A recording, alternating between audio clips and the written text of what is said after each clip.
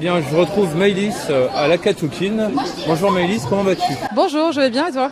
Ça va. Alors, qu'est-ce que tu penses de l'événement?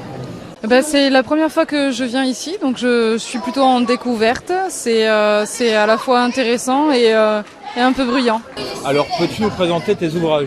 Oui, bien sûr. Alors j'ai 2 ouvrages. Ce sont à chaque fois des one-shots, donc c'est des histoires qui sont terminées en un seul tome.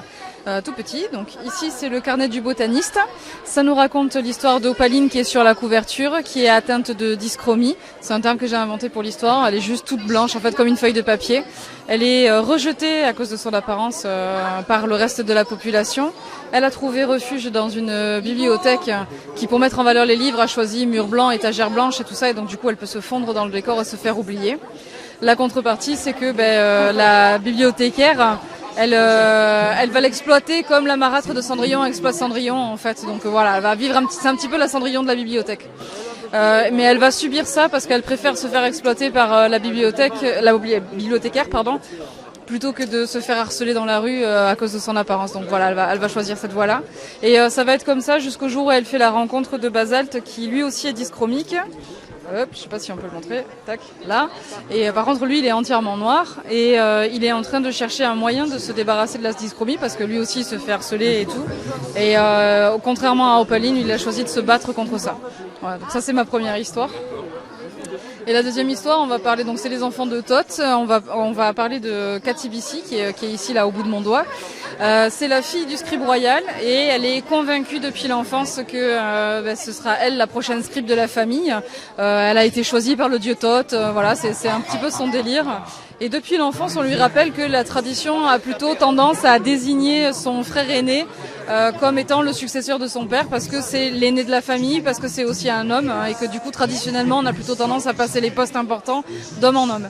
Mais ça la décourage pas, elle va continuer de s'accrocher à ce rêve-là. Même le jour où son frère va accéder au poste un peu prématurément, elle va quand même penser qu'un jour elle aura ce poste-là elle aussi. Quelles sont tes influences? Oh, mes influences elles sont nombreuses parce que je suis un petit peu touche à tout, donc j'ai tendance à regarder vraiment beaucoup de choses. J'ai été biberonnée à Disney étant plus jeune, mais j'ai aussi été biberonnée au Club Dorothée, donc j'ai cette espèce de mélange japonisant et américanisant. J'ai aussi beaucoup lu Tintin, Astérix, Lucky Luke, les Schtroumpfs, vraiment les BD classiques de l'enfance.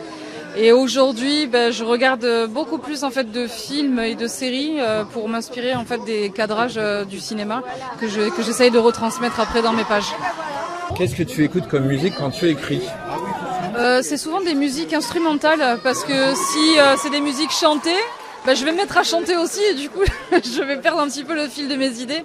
Donc c'est beaucoup des musiques instrumentales. Ça peut être des chaînes YouTube qui font du lo-fi par exemple. Voilà, c'est les musiques d'ambiance que j'aime bien et qui m'aident à me concentrer. Et là pour la prochaine histoire qui se passe dans un univers médiéval fantastique où je vais mettre en scène des orques, j'ai énormément écouté la bande sonore de Warcraft le film parce que c'était vraiment très inspirant pour moi. Tes livres s'adressent à quel type de public?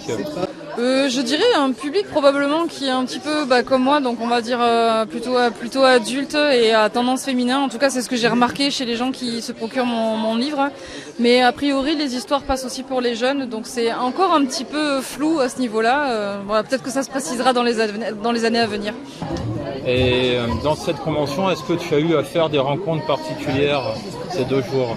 Dans cette convention, si, j'ai rencontré des libraires, j'ai rencontré des organisateurs d'événements un peu similaires à celui-là, j'ai rencontré des gens qui font des chaînes YouTube.